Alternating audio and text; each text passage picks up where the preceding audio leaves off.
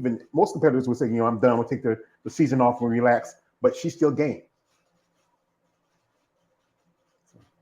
But anyway, situation goes back where they posted on the IG here where they say, is it wrong for a pro to do her job?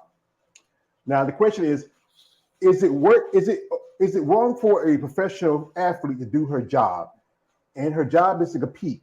That's Natalia Coelho. The last 3 years, she has been constantly harassed online for actually doing her job. Her job is to compete. Women's Physique have more than enough shows for athletes to qualify, as well as we've seen this year, with completely empty shows.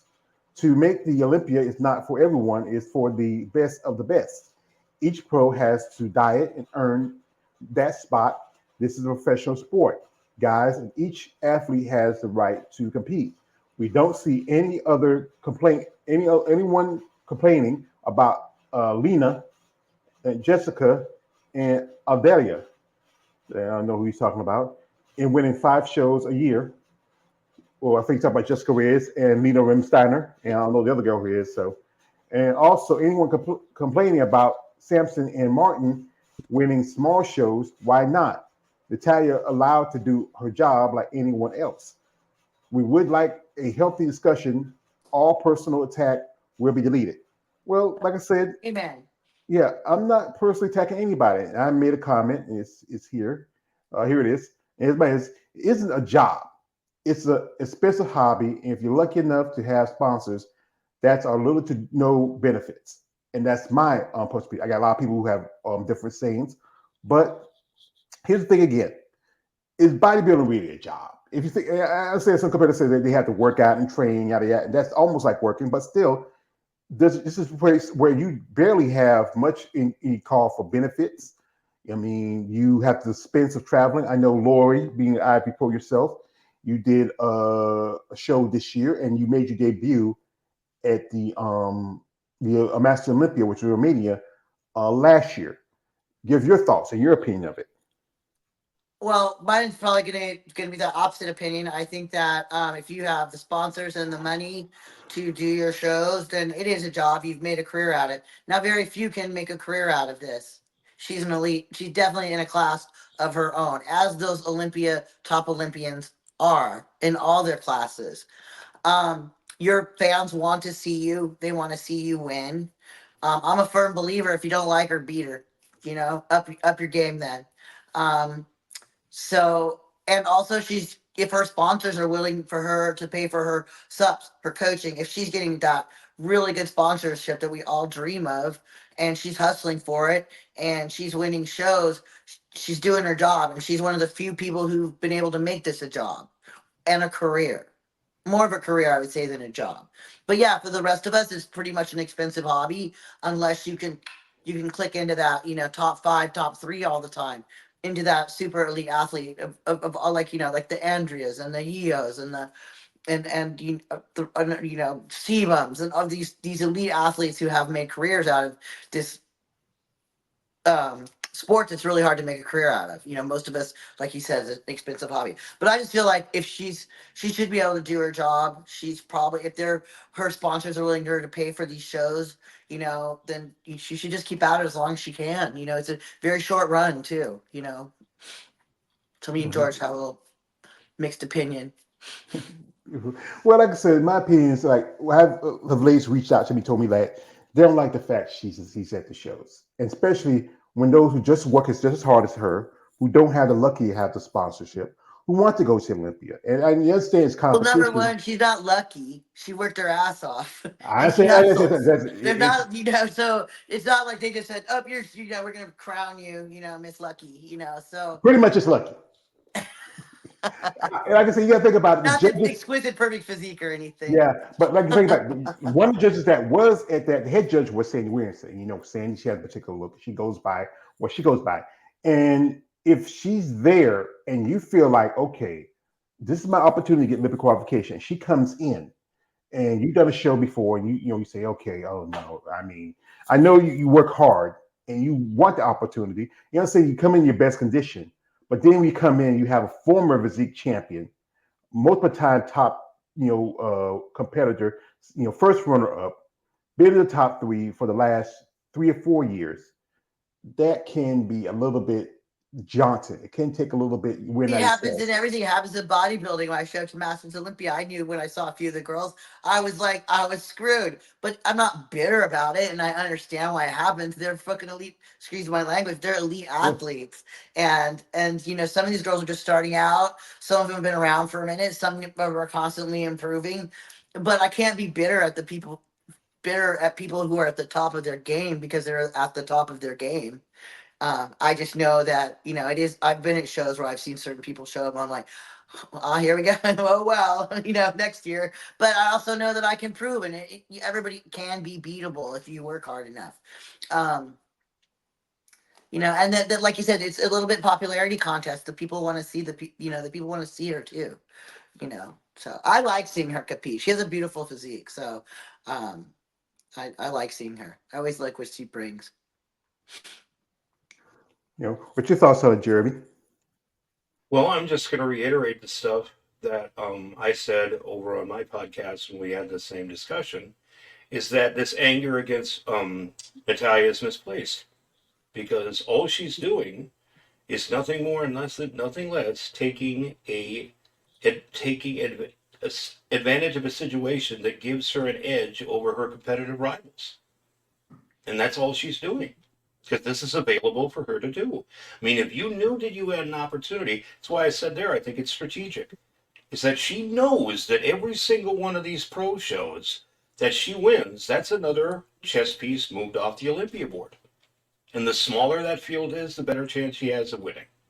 And Hmm. if that's available for you to do, which it is, thanks to the IFBB Pro League getting rid of the point system, and now it has to be all the winners of the shows. Who's not going to take advantage of that if it's available to them? Why Hmm. would they not?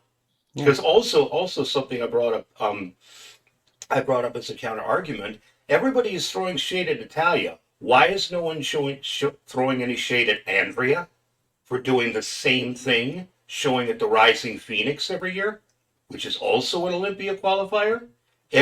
She's lifetime qualified for the Olympia four And times Phoenix. over. She doesn't need to be there. And every single year that she's there, she's not going to piece off the board. She's Hmm. doing exactly the same thing that Natalia is, but no one's throwing any shade her way. I find that Well, hypocritical. Here the thing is, I had talked about it before, and I feel like this. I've said that this is the thing about the Rising Phoenix. It's invitational, Hmm. and I don't like the fact that Andrea, who's already a Miss Olympia champion, or Angela, or Ashley, or any competitor who already got their qualification through another show, do a show which is supposed to be like a qualification. You take away opportunity for somebody else. But the thing is, with women's bodybuilding, they have so few shows. This is a show that was a replacement when they got kicked out of both the Olympia and the Honor Classic. Like I said, truthfully, it should be more open, but it's a business thing. I Yeah, can understand maybe that a part little about it. bit bigger class, like instead of 17, have 20. So two complete 10 people call outs. Another thing too is I think they should have like, and I think they do have a reserve list. So like, let's say you get invited and then you decide not to go. That's what always drives, kind of is like, shit, man, that was that. Now that's a place that someone lost. Like if you get invited or in a prestigious show and then someone's like, something, something happens, life happens. But I think Michaela came in because like wasn't Sanchez was supposed to be at Rising Phoenix, Virginia, and she had to bow out because of some life things. And I think Michaela take her place. Is No, that no, no, true? no. Michaela was already invited because she won the Atlanta. It Okay, was, okay, okay. So I didn't know if her I'm slot stayed open or they have yeah. like a It reserve list would be good was it, too. it was Raheem's girlfriend. She dropped out. She was invited, but she dropped out. Natalia. What's her last name? Jeremy, you know her last name? I We're keep just forgetting. butchering everybody, aren't we? Who is this Yeah. now? Sorry. No, Are you no. sure we know what we're talking about? Raheem's girlfriend. She Oh, fights the Bears. Natalia Kovaleva. Oh Kovaleva. yeah, there Yeah, you go. Yeah. Yeah, yeah. Mm-hmm. So yeah, there yeah. were, that's what I hate was when I don't blame people for not showing up because things happen. People get sick. Your prep goes on. I get it, but yeah, those are the precious slots. You're like, oh damn it, especially when there's only 17. So. But Yeah. I also think that, like I said, it's a kind of a, you want to see the stars. You want to see Io. You want to see Andrea. You want to see these people. So Yeah. Yeah, that's what it is. Like, we're gonna see stuff. I even talked about how someone like Jessica Rea, who's number 2 behind Sid Gillen, possibly going to be next year's Miss Figure Olympia champion. Unless somebody comes out from the bottom rankings and take her out, she did a show just pretty much a week or two after Olympia. Lena Remsteiner, she mentioned also. I've said this also, but like I said, I don't focus much on those divisions because my contest mostly wins by the men in physique. And I've talked about how just saw Nadia Capasoto, who qualified at the Imperio. Then she jumps around. She does the Europa show, which took Rochella out because she couldn't, because she was there to do the Europa. And now, the list is not out yet for the remaining Muscle Fest, supposed to come out this later season. And she's going to be doing the remaining Muscle Fest, what I heard. And that's the thing is the cost between the cost of traveling, doing these shows. It's a real expense. Yeah.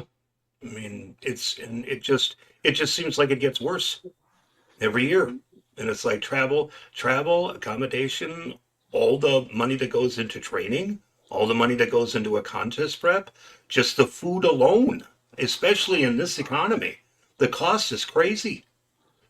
And all of this, and the sad part is that even if you do go, and even if you do win, it's like the ROI is negligible, if not non-existent. Because it's like you win $1,000. Okay, that covers like travel and accommodations for one person. Doesn't cover all the money that you spend on food, all the money you spend on supplementation. I mean, it doesn't all the other costs that go into a contest prep. It doesn't take care of any of that, even if you win. yeah. That's the sad part. Yeah, the purses are small, but I hate to say I've competed in other sports like cycling and other sports like that, and the prize money for like a lot of pro athletes is really not that high until you get into the big shows. So even all different levels of sports, but it's just the cost of, like you said, the cost of travel and lodging has like it's gotten so high, and then food prices and sups have gone up, vitamins, everything you need for prep, all of that is like doubled price too. So things that used to cost me $40 are 118 now, and it adds up after a while. You really have to, get a lot of that's the main thing. There's a lot of private sponsorship that needs to be um out there for athletes. If you want to see women in the sport, you need to sponsor them. Everybody, you know what I mean? So if you want to see us on stage, private sponsorship is probably the best way to go. Is to just to sponsor your favorite athletes, because we are out there hustling. We're all the time. So as you guys know, it takes a lot of time and work to look like this. Sure, decades. Yeah, It can and it take just a start like doesn't a start. It starts you from look 4 in the morning till you go to bed at right. 9. I mean, Yeah. just starting out. If you're just starting out, if you really want to get on your A game, if you want to get up there and compete with the very best, even on the amateur level, you're still looking at probably around a decade of work before you're even ready to compete at like the national level on the amateur level. And the And, NPC has gotten yeah, expensive. Like, is the amateur guys are paying so much now out of our gym just to do divisions, because they're trying to do all the divisions, opens, and all this stuff. So, and I mean, I know guys that are just spending almost $1,000 just on entry fees for NPC. I told my friend, I'm like, I don't even know if I can afford to go pro. yeah, it's just gotten ridiculous. Yeah. Yeah, I, so I got a comment here. This is from a man, Emmanuel. He says, "Hey George, this should be a interesting, especially hearing this from the female side of things." Thank you, brother. Excuse thank me. you. Thank you, Also, man. this is from Money J 2024. He says, "The is cool. Don't have an issue with her, but don't get why she decided to do the show." I just said again, because it's a show with probably be fun of the, like, you guys remember Sandy Williamson is the head judge at the show, and you want to be like one of the things, you want to be fun of the judges, you want to be seen, and also you take out a person that might be a possible threat for you in the future. It's very Also, yeah. tactical too. The 2 week window that women take, like that's a really tactical move to do a show 2 weeks out. If you're one of those people who can hold it together, and early in the season to qualify. Yeah. So there's a lot of other thinking that goes behind it than just I'm gonna do a show in 2 weeks. Yeah, this is from a man. This is from a man, the coach. Shout out to the coach, CS Combat Sports, the man who made me who I am. Thank you, coach, my brother. He says, being educated. Oh, thank you, brother. I appreciate your thoughts. I appreciate you. Shout out to you. Hey, coach, if there's a link, if you want to come on, if you have the time, I know you're a busy man, hit the link in the comment section, come on. We can use your thoughts. We can hear something from you, especially for somebody who's outside who's getting into bodybuilding. Um, it says, yeah, I live, say, I live, yeah, it's live. So you want to come on, you just let me know. You're welcome. I hear from you around from my brother coach. It says, Natalia is two, but what about Zamabenta, who came in third place at the Miss Olympia last year? He was already qualified, but did the Tampa Pro and the Texas Pro. Yeah, I've talked about that too. Oh, Because, shout out for my coach for he says, love you too, brother. Yeah, I love you too, coach. Say, yeah, I've talked about that, and truthfully, yeah. Because you gotta think about it. That you coming in, you're number 3 in the show. I remember this was done about back in 2022. And this was Alcione Barito. Alcione got a qualification at the Europa show.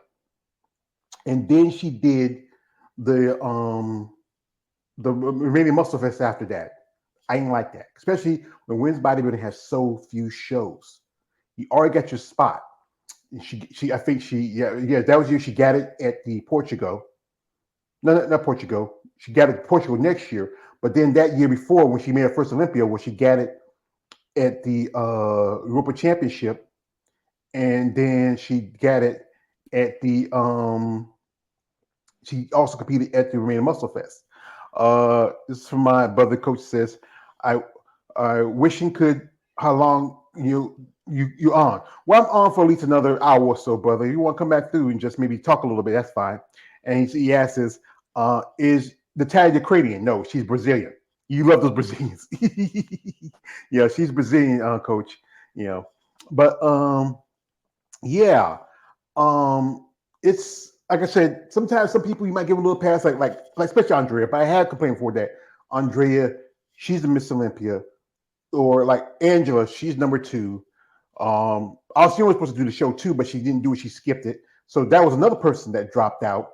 Alcione, Virginia, and Natalia Kovaleva. Those 3 could have been a spot for somebody who wanted it. But again, the cost of you ladies traveling from the shows, and if you're lucky enough, Andrea, she's a businesswoman. She has companies like Mutation. She's doing this the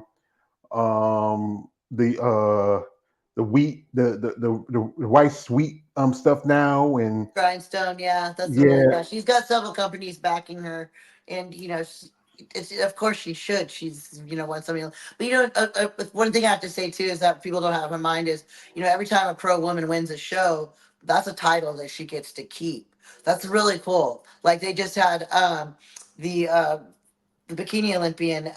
She just won her 50th pro show. That's a title that no one's probably going to take away from her. So people do different things for different reasons. So just think about some people just like to win a prestigious show. New York Pro, Chicago Pro. They want to go out and win at the Tampa Pro. They want to go win that show 4 years in a row. So there's all these different reasons that people do shows. But I would look at it like this: if I had the money and the time and the body, and if I could handle it, yeah, you want to get those titles under your belt. The more shows you win, there's just are more shows that you win, and it looks better on paper, and it just makes you a more elite athlete. So I kind of get caught up in this. I've been, you go to shows and you'll see people. You're like, that person's better than you. I mean, we'll just call it what it is. I'll roll up to shows and I know who's got the hype behind them. You can look at someone and be like, that person just came in a little bit better, and that's just the way it is. So I don't know. If someone doesn't want to hold back and they want to win titles and they want to be the winningest bodybuilder, the winningest physique girl, then that's their choice to do those things. And those titles look good on paper. So anyway, you can't tell someone to hold back on their career. That's like telling someone to hold themselves back. Like, oh, you just hold yourself back and make yourself a little smaller so everybody can get a little bigger. You know, I don't know. That's just my opinion, Yeah. George. Yeah. Well, like I said, I understand. With some of these ladies who get frustrated. I remember which Rob me says it's about a competition. I understand that part, but when you come in here and you come in your best condition, your best shape, you put in the work, you put in the time, you're paying the coaches, you're paying this, you're paying that, and then you want this opportunity to go to the biggest show in the world. Then you see one of the top level competitors stepping in there. Like Your you think host. about it, like you You think know about it. it. If you compete in men's open, and you have someone like Heidi Chopin or Big Ramy come in and do a show. I mean, and those they got more shows compared to women's physique and women's bodybuilding. If you do, a show like the Tampa, or you do Texas, and Sarah said, you know what, even though I'm sponsoring the show, let me jump in. That'd be a little bit nepotism for her jumping in a show like that, and that's $15,000 right there. Come on, you got to think about it. That could change your life. And with Zama, she did that show. She's from Brazil. Did Tampa. Did the then did the Texas Pro. She just made $18,000. Now you take that back to Brazil, and Coach can tell me that. He told me this, that money goes a long way. That $18,000 mean not much here in the States, but it goes 3 times higher over in Brazil. She, she did the um Olympia. She could have just do this. She still had enough money left over where she could have, okay, let me fly in maybe a week or two early, give myself a place to stay, and I can work out and train, and then I can come in better condition, so I don't have to worry about catching a flight. Take you 17 hours to come here to the States. All you got to do that regular move, you got to jump around through it just to get ready and come here, and then you'd be here and ready, so you wouldn't be trained, find a place to stay, get in better shape. You have the money to do it. Here's from my man, the coach. Shout out to Coach. He says, he has a question, says, ask Natalia her social media names. Well, she goes by Natalia Cuejo, simply, if you want to follow her coach. I'll show you a picture of her because I know you guys, I pulled up a little picture just from when she won at that's her right there. I don't think she's not even 30 yet. I think she's going to be 29 Yeah, next year. 29 next year. Yep. 29 next year, yeah, because she's still young. She can keep going as long as she wants. That's the thing is, some people say that at that age you can go all night, but then still you might burn yourself out a little bit. Life changes, so Yeah, you never yeah, know. yeah, Never say never. Right. yeah. We have some comments here. This is from my man, Money J. Says, "Are you sure there is nothing else that ruffles your feathers about Natalia Quayle Abraham? Other than that, yes. Truthfully, yeah, I'm going to say that. There's not a lot. Like I said, she made a comment in something because I posted. I have 2 IG accounts. I got a one that it's an old account. I use it for when I do these my talking points on here, and there's my All the Rage account. And on my Auto Rage account, I posted the her pictures and stuff from the show, and she commented on it, and like I said, because I tagged her, and I appreciate that when I get a comment from somebody like that, and it's here. If I can, you can see it a little bit of it because you know how it is sometimes. And she said, she gave me a heart, a heart face, heart hands, and a kissy face. And then somebody made a comment on it, says, Natalia, even though George says he's not a fan of yours, you still give him the consistency and kindness, courtesy and kindness. That is what I love about you. You turn the other cheek and make joy and peace with anyone because you are a great person. And she responded and says, thank you. Although he says he's not a fan, he's always been respectful and polite to me.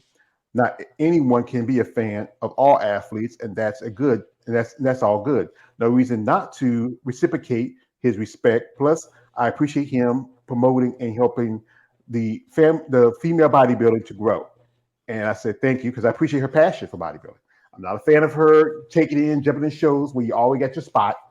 That's my opinion. That's me, and you don't have to be. Everybody have to agree with me, but a lot of people worked hard. You want an opportunity to get there, but Instead, again, you come in and you take a chance, but that's not here there. But the thing is about what it is that it is what gets like you, Lori, what someone like you, the cost of everything. Like remember we were talking about your trip to Romania, and that was I mean it was like how much was it was? It was you, your husband, and your It coach. was me, my husband, and my coach, because that was a big show, and I was getting there super early, so I wanted boots on the ground with me.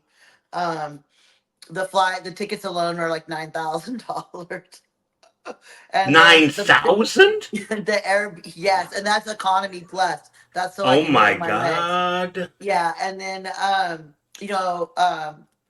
once I got there, the Airbnb, I got an Airbnb. I always get Airbnbs because I find that they're a little bit more expensive. I always like to have a kitchen, and I don't like the hubbub of the venue hotel so much. I like just a quiet place where you can just go and make your food. So I got there, the Airbnb was only like $1,500 for 2 weeks. Romania, the people in Romania are awesome. The food is spectacularly fresh, and lodging is so reasonable. Getting over there was crazy, but there was also um, coaching is always a little expensive. Supplementation is always a little expensive. Once you're over there, there's Ubers. There's always hair and makeup that you have to pay for. And hair and makeup's gone up too. I think when I used to do shows, it was like $350 for tan and makeup. Now it's $450, close to $500, and so that's a lot. Um, so yeah, those prices have gone up exponentially. Um, and yeah, I think that ship was almost about 19,000. I was on, and that's on the low side. It's probably more. So just for getting over there. Yeah, it's crazy because I think because the American dollar is more in a country like Romania compared to if you go to Great Britain or you go to any other country where their dollar, the pound compared to American dollar is higher. And if you do a show outside of the states, you have to try to figure out the cost difference. Hmm. You think about like a show like the UK show, like so again, the pound's higher than the American dollar. You go in there with maybe okay, you might have a budget of okay, let's say $5,000, but then after you exchange your money from $5,000, it's going to be like under like about 3,000 in pounds. Then a lot of countries are more expensive than the like Romania was. That's why I did Anaheim. It was so close. It was a reasonable show to do. Like Arizona is good. Vegas is good for Californians. Pennsylvania. I like going back east too. But I would definitely probably add a couple more shows in a year if I could afford them. But they tend to. It's just some. It just adds up. And like you said, the economy is not the greatest. So food's really expensive. California's an expensive place to live anyway. So yeah, just it all starts to add up, and we call it bodybuilder broke. You just start getting bodybuilder broke, and then so you got to start, and you have to go out there and promote too. You have to promote the sport.